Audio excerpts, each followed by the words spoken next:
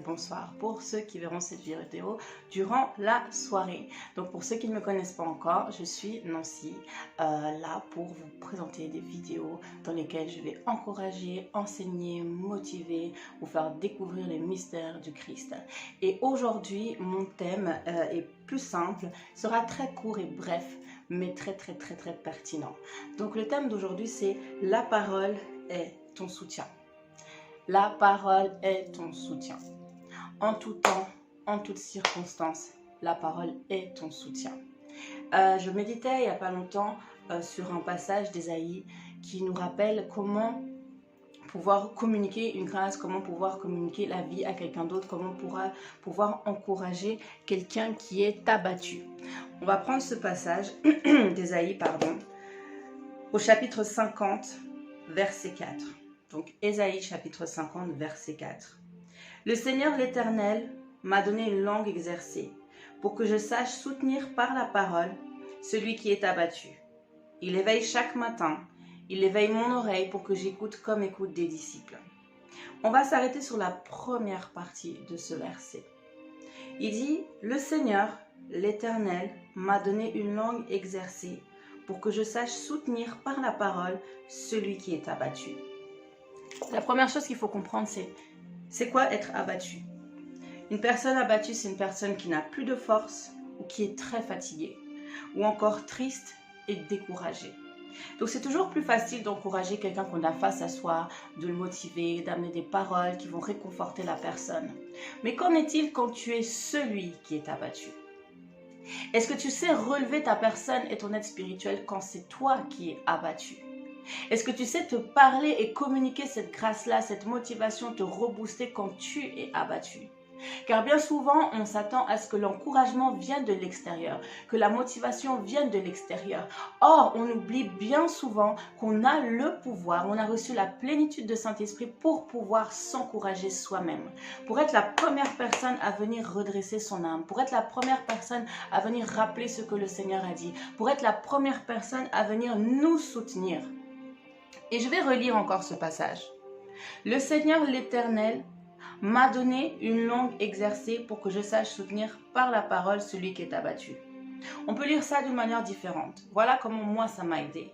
« Le Seigneur l'Éternel m'a donné une langue exercée pour que je sache me soutenir par la parole lorsque je suis abattu. » La parole est l'outil dont tu as besoin tous les jours, en tout temps, en toutes circonstances, pour pouvoir braver les défis, braver les émotions, braver les situations, braver le découragement, braver tout ce qui peut mettre une entrave à ta joie, tout ce qui peut t'empêcher de croire au meilleur qui arrive, tout ce qui peut te déstabiliser. La parole est le premier outil que tu dois aller chercher quand les choses vont mal. Donc le Seigneur m'a donné une langue exercée. On ne dit pas qu'il l'a donné à ton frère ou à ta soeur. En Christ, on ne dit pas qu'il l'a donné simplement à l'homme de Dieu ou à la femme de Dieu, qu'il a placé à tes côtés, pour pouvoir te faire grandir. Mais il t'a aussi donné une langue exercée pour que tu saches te soutenir. Dieu nous a donné la parole, pas juste en tant que mots, phrases, qu'il y a des révélations de sa parole, mais il t'a donné une bouche pour pouvoir déclarer. Donc la première chose que tu dois retenir, c'est que tu as le pouvoir de t'encourager toi-même. Utilise ce pouvoir-là tous les jours. Quand tu te réveilles le matin et que tu sens que oui, tu t'es levé du pied gauche, change les situations, change l'atmosphère, parle à ton âme. Pourquoi je dis parle à ton âme? C'est parce qu'il y a un homme qui s'appelle David, qui avait compris comment parler lors des situations, qui avait compris comment se discipliner dans les émotions, qui avait compris comment discipliner sa personne pour toujours rester dans la lignée de ce que Dieu voulait faire, pour toujours rester dans l'espérance et dans la foi face aux situations et aux défis qu'il pouvait rencontrer. Donc on va prendre Psaume 42, verset 5. Psaume 42, verset 5. David dit « Pourquoi t'as battu, mon âme, et gémis-tu au-dedans de moi? Espère en Dieu, car je le louerai encore. Il est mon salut et mon Dieu. » Donc là, David se parle à lui-même, il parle à son âme. Il faut comprendre que l'homme est esprit, âme et corps. L'âme, c'est le centre des émotions, c'est là où il y a la personnalité, c'est là où il y a toute la réflexion, c'est là où il y a notre caractère, et c'est souvent là où on est touché lorsque quelque chose va mal. C'est souvent là où on est touché lorsqu'une situation nous déstabilise. C'est souvent là où nous sommes atteints quand la motivation n'est plus présente. Parce que l'esprit ne change pas, l'esprit ne bouge pas, l'esprit est toujours disposé. Mais notre âme, c'est là où il faut redresser, c'est là où il faut discipliner. Parce que dans notre esprit, nous avons reçu le Saint-Esprit qui est une présence infaillible, qui est prêt à te communiquer toujours la grâce de Dieu, à te rappeler les paroles que le Seigneur t'avait données pour que tu gardes toujours une attitude où tu es gagnant, une attitude où tu es toujours motivé, une attitude où tu dépasses, tu surpasses ce qui t'a démotivé. Tu surpasses ce qui t'a atteint. Tu surpasses tes propres émotions. Tu surpasses la situation que tu as vécue. Moi, parfois, ça m'arrive, ouais, tu te réveilles, t'es pas de bonne humeur, ou tu sens cette journée, je me sens pas comme d'habitude. Et le oh, Nancy. L'Éternel m'a donné une langue exercée pour que je sache soutenir par la parole celui qui est abattu. Cette journée est une bonne journée. Je parle à mon âme. Je suis l'enfant de Dieu. Je suis la justice de Dieu. Je me rappelle à moi-même les raisons qui font que je dois rester encouragée. Et ce que j'aime avec la parole que David a donnée, il dit que espère en Dieu, car je le louerai encore. Il se rend compte que sa responsabilité, ce sera toujours de louer Dieu, de rester toujours dans une attitude d'une personne qui croit que Dieu va faire, qui croit que Dieu va agir. Parce que celui qui est découragé, désespéré, c'est quelqu'un qui inconsciemment ne croit déjà plus à ce que Dieu va faire. Parce qu'on sait que Dieu peut faire. Mais nous ne sommes pas toujours assurés de ce qu'il va faire ou ce qu'il veut bien faire. Mais là, David, il dit, espère en Dieu mon âme. Parce que moi, je le louerai encore. Il est mon salut et mon Dieu. Il est mon salut. Il est tout ce qui contient ce dont j'ai besoin. Il est ma joie. Il est ma paix. Il est mon repos. Il est ma victoire. Il est mon espérance. Il est tout ce dont tu as besoin au moment où tu es dans l'abattement. Il est tout ce dont tu as besoin. Et il dit à son âme que l'âme n'a pas le choix de suivre ça parce qu'il est déterminé et il est décidé à aller de l'avant. Il est décidé à louer Dieu malgré ce qu'il voit avec ses yeux. Il est décidé à marcher par la foi et non par la vue. Il est décidé. Donc il a su comment se soutenir par la parole. Il s'est rappelé comment Dieu l'avait aidé hier, avant-hier, le mois d'avant. Et c'est ce qui l'encourageait à toujours espérer que non, le même Dieu qui m'a aidé hier, c'est le Dieu qui va m'aider demain. Et quand on commence à comprendre ça, c'est là qu'on arrive à un point où on commence à redresser sa personne, à discipliner son âme, à obéir à la pensée de Christ, à obéir, à soumettre nos pensées et à les rendre captives à la pensée de Christ. Proverbe nous dit que la mort et la vie sont au pouvoir de la langue. Donc lorsque tu parles la vie, lorsque tu t'attends à la vie, lorsque tu déclares les choses, lorsque tu veux changer l'atmosphère, c'est là que ton âme maintenant n'aura pas le choix d'être impactée par ton esprit. Parce que lorsque tu décides de parler la parole, lorsque tu décides de déclarer les choses que Dieu a dites à ton sujet, de relever l'être spirituel qui est en toi, l'esprit impacte ton âme et ton âme n'a pas l'autre choix que de suivre la cadence que tu lui imposes. C'est à toi de t'imposer à ton âme. C'est à toi de t'encourager. C'est à toi d'être le premier motivateur de ta vie. C'est à toi d'être le premier prophète de ta vie. C'est à toi d'être le premier qui se décide à se lever pour ta vie. Parce que si tu ne le fais pas, qui le fera? La maturité, c'est de savoir se dire, ok, qu'est-ce qui se passe? Je veux appliquer la parole. Cette situation m'a dérangé, mais Seigneur, je veux appliquer la parole. Cette situation me déstabilise, mais Seigneur, je sais que tu es là. Je sais que tu es là. Je sais que tu es là. Je sais que tu es là. J'ai le pouvoir de parler car les situations ont des oreilles. Les situations ont des oreilles. Une maladie que tu rencontres a des oreilles. Et tu peux rappeler à cette maladie que tu es déjà guéri. Que c'est plus qu'une question de temps pour voir la manifestation, mais c'est toi qui décides de comment ta journée va se passer. C'est toi qui décides de comment les choses vont se passer. C'est toi qui décides de comment les choses vont avoir une certaine tournure ou une autre. Si tu crois que les choses vont tourner de manière négative, tu récolteras aussi la négativité. Si tu crois que les choses vont concourir à ton bien, tu récolteras aussi les effets de la foi que tu auras manifestée. Donc, deuxième point, s'exercer dans la déclaration. S'exercer dans la déclaration. J'ai dit tout à l'heure que celui qui est abattu, c'est celui qui est découragé. Celui qui est découragé, c'est celui qui est ébranlé dans sa foi. Celui qui est ébranlé dans sa foi, c'est celui qui ne verra pas les promesses ou la parole s'accomplir dans sa vie parce que la foi a besoin, parce que nos promesses ont besoin de la foi pour que la grâce puisse agir avec elle. Abraham qui était croyant, Abraham qui déclara contre toute espérance, qui espérant contre toute espérance, dans Romains, on nous le mentionne, crut et cela lui fut imputé à justice. Donc on voit Abraham qui n'avait pas la Bible, qui n'avait pas les Écritures comme on a aujourd'hui, qui n'avait pas forcément un exemple à ses côtés, une personne pour l'encourager. Abraham était face à lui-même et la seule chose qu'il avait, c'était une parole. Une seule parole. Et il s'est exercé à croire malgré son âge avancé, à croire malgré la stérilité de sa femme, à croire malgré ce qu'il ne voyait pas encore, à croire malgré l'âge qui passait. Il se dit, oui, je vieillis, mais je crois que j'aurai toujours cet enfant. Et pourquoi je parle de l'exercice dans la déclaration? Si on revient dans Ésaïe 50, on dit que le Seigneur l'Éternel m'a donné une langue exercée. C'est quoi une langue exercée? Exercer, c'est quelque chose qui est devenu habile à force d'exercice, donc à force de répétition, à force de refaire et de refaire et de refaire. Une chose que tu fais continuellement, c'est une chose que tu vas commencer à faire d'une manière facile, avec beaucoup plus de facilité. Ce que tu n'étais pas capable de faire hier, à force d'essayer, d'essayer, d'essayer et de persévérer, c'est quelque chose que tu commences à maîtriser. Donc qui dit langue exercée, dit exercice de la parole. C'est que tu la déclares, tu la répètes. Le matin, tu déclares ce que Dieu a dit. Le soir, tu déclares ce que Dieu a dit. La journée, tu déclares ce que Dieu a dit. Tu parles selon ce que Dieu a dit. Tu commences à comprendre ce que Dieu a fait comprendre à Ézéchiel. Parle aux ossements desséchés. Prophétise à son sujet. Je t'ai donné le pouvoir de changer les situations. Je t'ai donné le pouvoir de les surmonter et ne pas te laisser être submergé. J'étais quelqu'un qui me laissait trop submerger par les situations. Tu regardes la vague qui se lève ou les tempêtes. Et j'ai appris que j'ai le pouvoir de déclarer. Je contrôle les situations. La parole m'aide à ceci. La parole m'aide à cela. Je déclare ce que Dieu a dit. Je parle selon ce que Dieu a dit. L'exercice de la parole. Quand je m'arrêtais, la situation revenait. Mais à chaque fois que je persistais jusqu'à ce que je vois que la chose change, jusqu'à ce que j'apprenne à menacer les vents et la tempête comme Jésus, c'est de comprendre que si Jésus était capable de cela, je le suis aussi.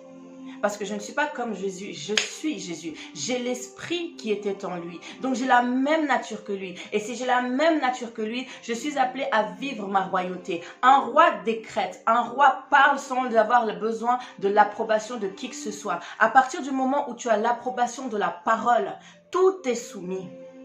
Mais je dois exercer mon autorité, je dois exercer le langage que Dieu m'a donné. Je dois apprendre à utiliser le langage du royaume, le langage des cieux, le langage des enfants de Dieu. Et le langage des enfants de Dieu est calqué sur sa parole. L'Éternel m'a donné une langue exercée pour que je sache soutenir par la parole. Les deux vont ensemble. Les deux vont de pair. Il ne dit pas que je sache soutenir par n'importe quoi ou par la positivité ou de l'espérance, mais par la parole.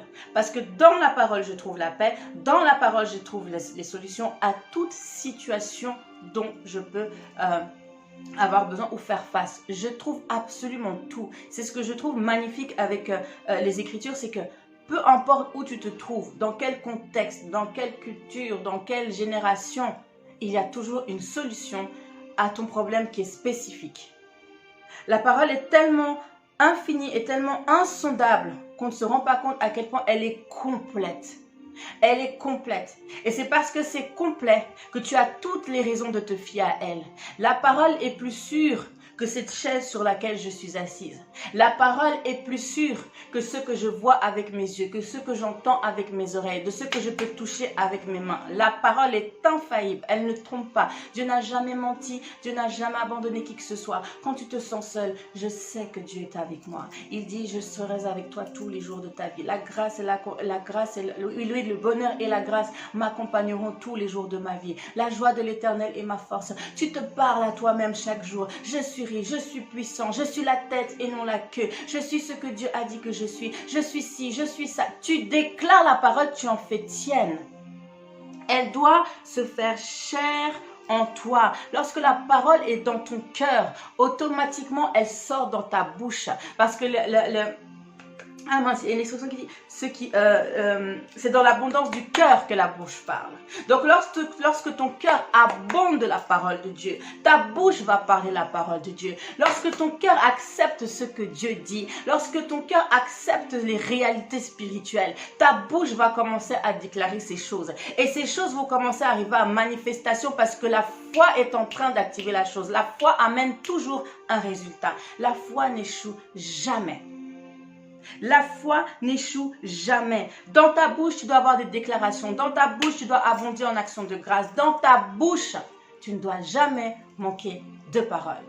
Tu ne dois jamais manquer la parole. Et le dernier point, affirmer pour soi ce que Dieu dit. Affirme ce que Dieu a dit à ton sujet. Tu dis, mais peut-être... Nancy, moi je n'ai jamais su ce que Dieu a dit pour moi. Il dit que tu es une créature merveilleuse. Il dit que tu as été créé à son image.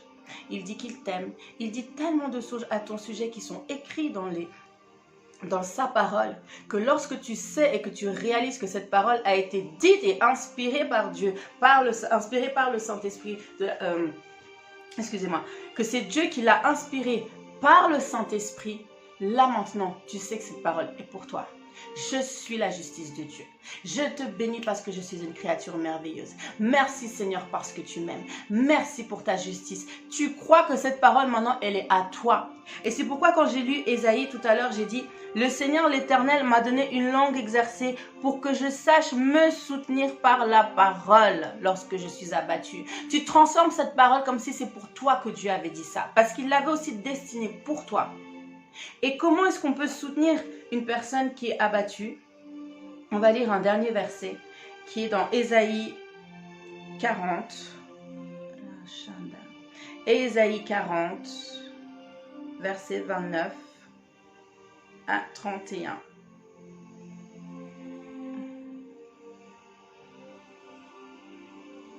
Ésaïe 40, 29 à 31 nous dit ceci. Il donne de la force à celui qui est fatigué, et il augmente la vigueur de celui qui tombe en défaillance. Les adolescents se fatiguent et se lassent, et les jeunes hommes chancellent. Mais ceux qui se confient en l'Éternel renouvellent leur force. Ils prennent le vol comme les aigles. Ils courent et ne se lassent point. Ils marchent et ne se fatiguent point. Alléluia. Donc cette parole est liée à Ésaïe 50. Celui qui est abattu, celui qui manque de force. Donc il dit, il me donne la force lorsque je suis fatigué. Il augmente ma vigueur lorsque je tombe en défaillance. Les ados se fatiguent et se lassent et les jeunes hommes chancellent. Mais lorsque je me confie en l'Éternel, il renouvelle ma force. Je prends le vol comme les aigles. Je cours et je ne me lasse point. Je marche et je ne me fatigue point. Cette parole est pour moi. Et il y a des moments où il faut la déclarer pour que ton âme entende, que tes oreilles entendent, que ça pénètre dedans de toi. Tu te marines dans la parole. Tu te badigeonnes de la parole. Tu te mets vraiment le parfum de la parole. Tu as besoin de ça pour sortir, avoir cette belle tête. Tu as besoin de comprendre que la parole a été donnée pour toi.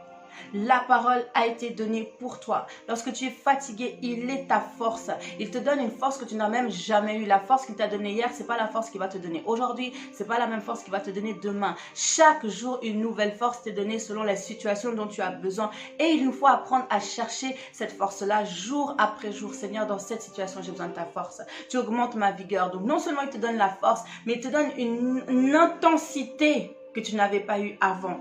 Il augmente toujours ce qu'il te donne. Il te donne toujours d'une façon nouvelle. Il te donne toujours avec abondance.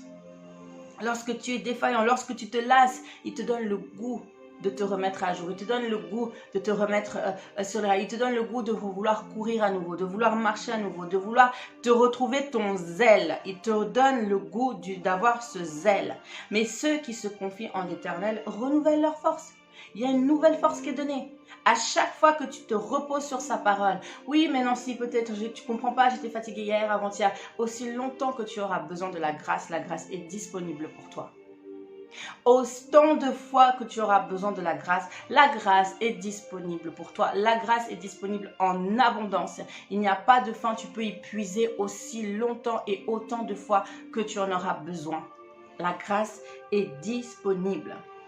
Et elle te permet de courir sans te lasser, sans te fatiguer, de marcher avec puissance, de marcher avec assurance, de courir sans te fatiguer. Ça, c'est la force de Dieu. C'est la puissance de Dieu. Donc, encourage-toi, prends cette parole pour toi. Lève-toi, sors de ta détresse, sors de ta déprime, sors de la négativité, des mauvaises pensées. Tu es capable par sa parole de braver les défis. Tu es capable par sa parole d'aller au-delà. Tu es capable par sa parole de vaincre car il t'a donné la victoire. La victoire t'appartient. Tu es né de Dieu pour gagner. Tu es né de Dieu pour réussir. Tu es né de Dieu pour vivre ta meilleure vie. Pour vivre ta meilleure vie. Mais arme-toi de la parole. Prends-la avec toi partout où tu vas. Tu auras besoin de la parole. Le même David qui a parlé à son âme, c'est le David qui avait vaincu Goliath par la parole. Il est allé avec des paroles de déclaration face à ce géant qui s'opposait à lui. Et c'est ces paroles-là qui lui ont permis de vaincre face à une personne qui effrayait tout un peuple. La parole est la clé. Déclare. Proclame, découvre la puissance qui est en toi, découvre l'esprit qui est en toi et qui te rend fort, qui te rend différent, qui te renouvelle jour après jour. Donc voilà, c'était cette vidéo d'encouragement qui je sais en a touché plus d'un, qui je sais va changer ta manière de voir les choses, qui je sais va t'aider à produire, va t'aider à changer, à contrôler toutes les situations auxquelles tu peux faire face. Voilà, sois béni et je te dis à la prochaine pour un nouveau thème. Donc, la parole est ton soutien. Ne l'oublie pas. Ne l'oublie pas.